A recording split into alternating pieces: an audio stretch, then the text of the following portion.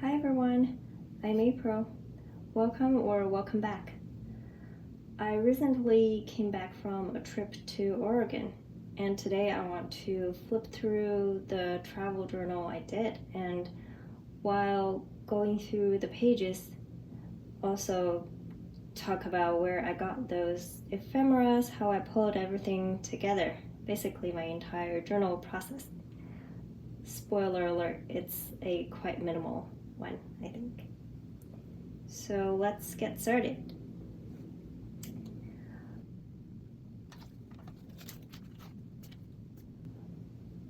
Let's start with the things that I brought with me. I am a maximum packer for sure, as you can see. Everything I think I'm gonna use, I will be packing. So I got multiple pens and markers and eraser and pencils. And I only brought one fountain pen with me because I don't know how well they travel. I want to be cautious. So I only brought the Sketchbook ST in sea glass with me. I also brought with me a watercolor kit. This is from Winsor & Newton, which I actually didn't get a chance to use. Oops. But this is what it looks like. Yeah. And in terms of notebooks, I brought two with me. One is this TN in camel color in regular size, and the other one is a sketchbook. This is from Art Creation. And oops, I also brought an A6 commonplace notebook with me, which came in really handy during the trip. So let's first flip through the TN, which is the major one. This is the traveler's notebook. I'm not using a standalone travel journal. I just put everything in my long form journal notebook, and I write everything chronologically. So we went to Oregon for a whole week, where the first and last days are just traveling since we were flying from the East Coast. And the first day here is the first full day. So on the left page, I already had some stickers on here before the trip. I just went over it. So here I cut out the airline name and the airport name from the baggage tag. I think these are very good for your travel journal because it's already sticker paper. And here I just started documenting on our first full day in Oregon. For the first 3 days we were there, I journaled in real time, on location. And every night before bed, that's when I jot everything down in here. That's why the first couple of days are very text heavy. So on the first full day, we first visited the famous Multnomah Falls. They have stamps available at the visitor center, so of course I have to take advantage of that. And here is a close-up of the stamp. You can see it looks exactly like the falls. And later on, I stick a photo in here because the stamp on the next page kind of bleeds through the page, so I want to cover it up. And here's another stamp, and I cut out a Powell's bookstore logo to just cover another stamp in here. I don't want too many stamps in the same page.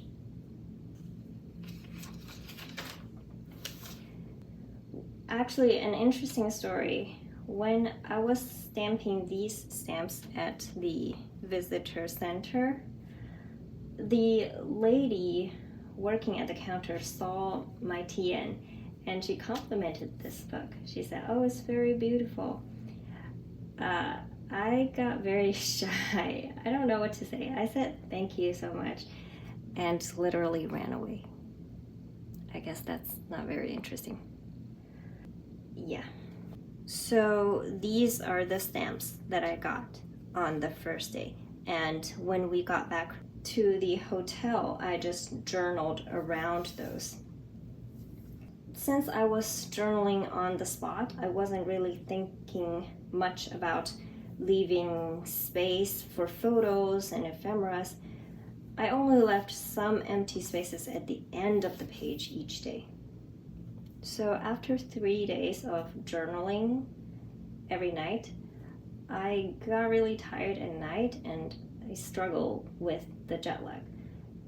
And also started collecting so much more ephemeras that I wanted to make sure the pages are arranged more aesthetically. So what I did is to document the places we visited, the coffee shops, things we did in my A6 commonplace book, and caught up with the journal once I got back from the trip.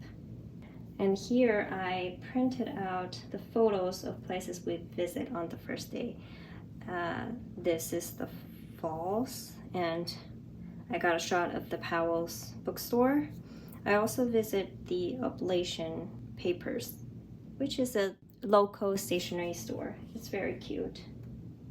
And this photo was actually taken on the second day because the first day the weather was so bad. It's rainy and cloudy, so we couldn't see anything from far away. So we went back the next day to get a better shot.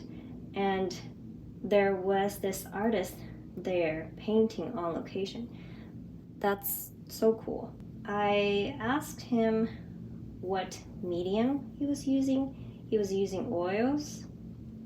And while we were chatting, I found that he has a tattoo of Bob Ross on his right forearm. I just thought that was very impressive, and that was the only thing that caught my eye, really. Oh, also, Powell's books. I didn't know that before we went, but Powell's is actually the world's largest independent bookstore. And it's huge. There are maybe 4 levels. I almost got lost in the store. And I spent a long time there exploring everything. My favorite part is the staff pick section. And I also picked up a book there, which I'll show you later. At the checkout counter, they are also offering free bookmarks and stickers. So, of course, I took one each. Here. These are the stickers, and there is also a bookmark.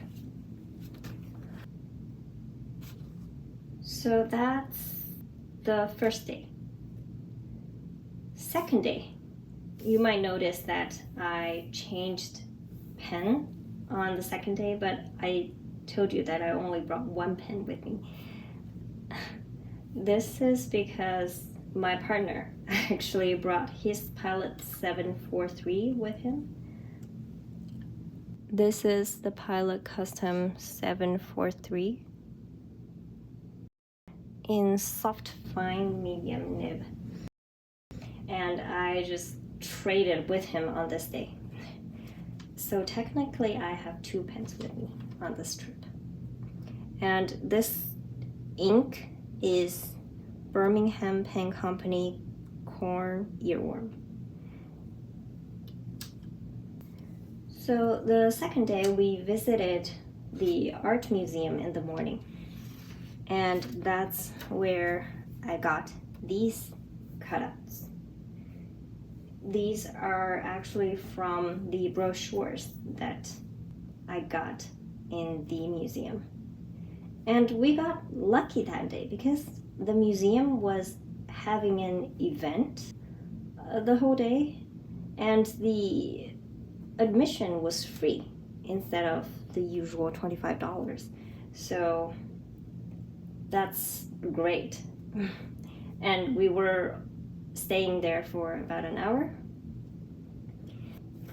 These paintings are from the exhibition about Monet and how he got inspiration from Japanese art, particularly the wood block prints. So that's why they are together. And this is a coffee that I got from the coffee shop, and this is a cutout of the coffee cup sleeve. I think it's so cute.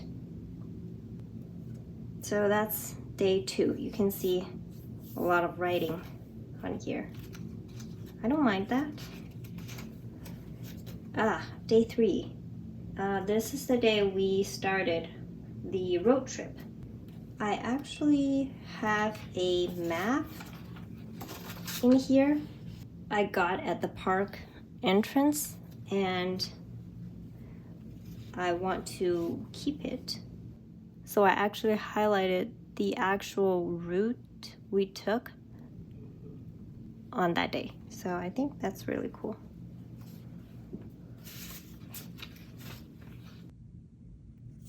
So here, nothing special.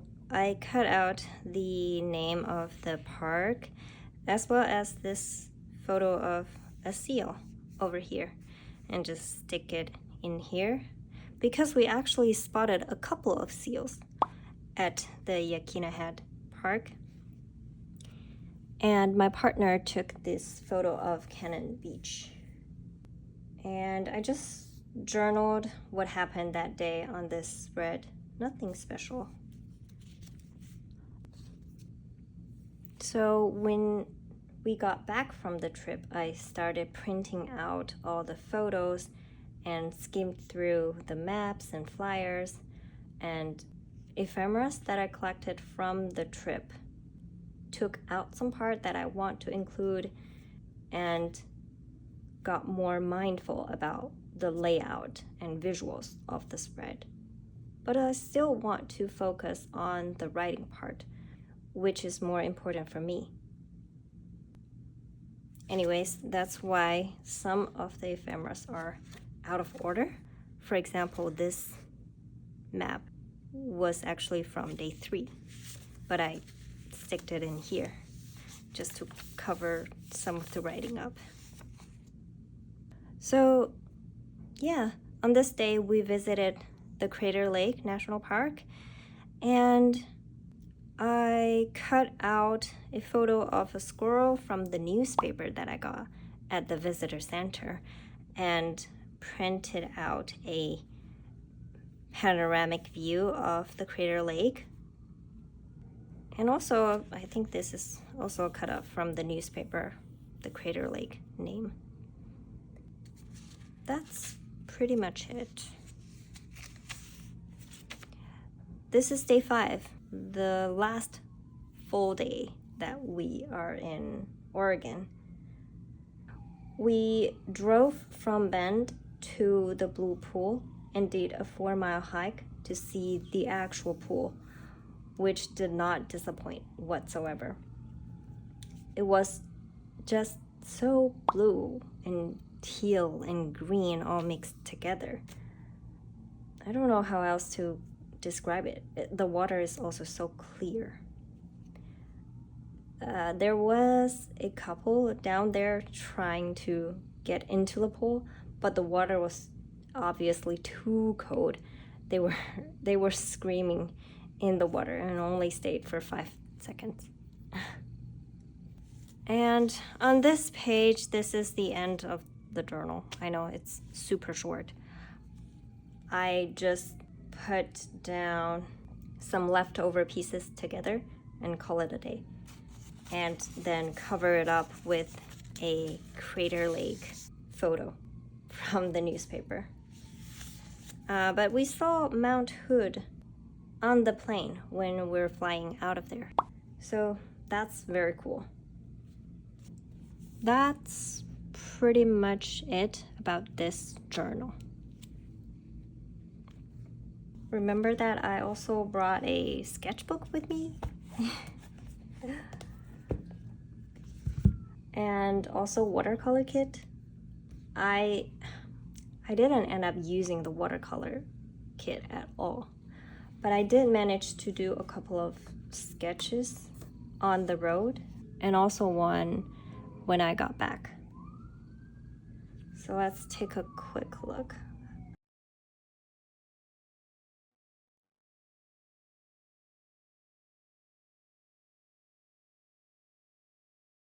This is just 2 sketches that I did at the airport while we were waiting for the plane. This is Cannon Beach and a portrait view of the crater lake. Despite all the brush pens and markers that I brought with me, I only used one brush pen, which is this Pentel brush pen. And I also did a panoramic sketch of the crater lake. I did this on the way back on the plane. And doing all those small brushworks was really therapeutic to me. Did I overwork it? Probably. And then, are you ready? This happened. Let me explain. I really like the idea of utilizing both pages to do a whole sketch or painting. The ratio really keeps it interesting. So after this panoramic view, I want to do a vertical one. So I thought of the Multnomah Falls that we visited. At first, my thoughts were putting down the brushwork first and then layering it with fountain pen ink, because I've never painted in fountain pen ink before. But I have so many inks, I might as well use them for painting as well. This idea was similar to a previous experiment that I did, which is this one. This is where I put down blocks of watercolor paint first, let it dry out completely, then use a black brush pen to sketch the scene. I quite like the end result in here. I want to do the same with fountain pen ink, but I'm not confident enough, so I decide to sketch first and then color later. The scene itself is quite crowded and busy, and I had trouble simplifying it. I will put a version before I put down colors in it here. I just had trouble simplify things. I think that's my life story as well. Anyways, I should have just leave the drawing in black and white, but I didn't. And as you see, that it was bleeding through like crazy. I use this sketchbook quite often, and normally it won't bleed through on watercolor or gouache at all. I think what happened was that I was adding too much water into the fountain pen ink, and the paint just seeped through the page completely, and I didn't realize it. Well, that's my lessons learned. I also had a hard time mixing the inks to get an ideal color that I really wanted, because the inks I have are not the standard color. I have some dark greens, dark blues, and browns. Anyway, it's not a successful experiment.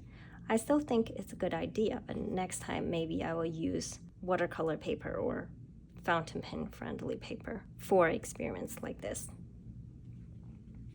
Okay, on a lighter note, can we talk about what I got during the trip? Both the things that I bought and things I got for free. Let's get to it.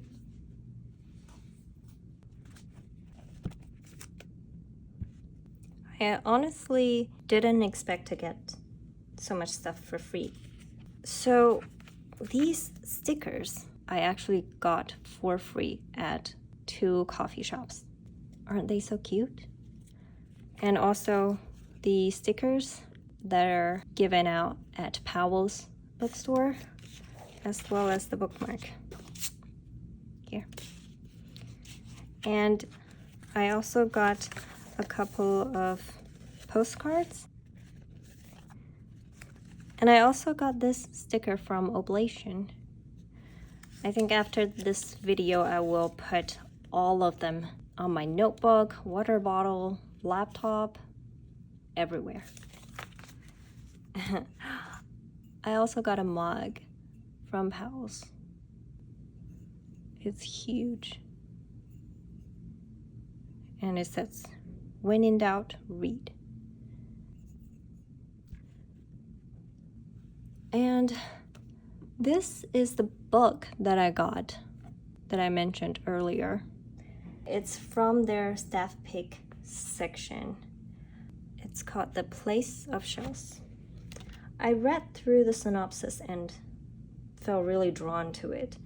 It is about the reunion of 2 friends in Germany in 2020. One is a Japanese student studying in Germany at that moment, and the other is her friend visiting from Japan. But her friend actually passed away during the 2011 tsunami. So it's actually a ghost story. I was reading through the synopsis on the back, and I saw that Yoko Ogawa and Jessica Ao both praised this book. These are 2 authors that I've read from. And Yoko Ogawa wrote The Memory Police, and I really love that. So I decided to pick it up. I started reading it after buying, and from the first several pages, I really like the writing style. So I will report back. And also, I actually started this tradition a while ago. Wherever I visit a city or a new country, I'd go visit a local bookstore and buy a book as a souvenir from there, which I think is pretty meaningful. For the rest of things that I got that are too big to store, I use a pouch to store them. Let me show you. So this is the pouch that I use to store all those oversized ephemeras or things that I want to keep from the trip. I have here just a paper bag from Oblation, a booklet about one of the creeks at the Crater Lake, some flyers. Oh, here is the other postcard. And also things that could not fit into my travel journal, like this huge magazine about Columbia River Gorge. I cut out a map from here, but I'm not ready to throw it away. And also here are the maps, all kinds of maps. This is a map from Powell's and a map of the waterfalls and an old-fashioned newspaper. So normally what I do is to store all the ephemeras in a pouch and use one pouch per trip so that it's easier for me to find everything for this particular trip.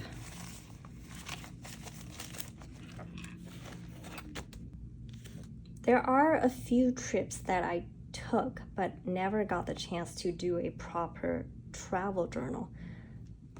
For example, this pouch is for my trip to New Mexico last year, and I have more from earlier trips.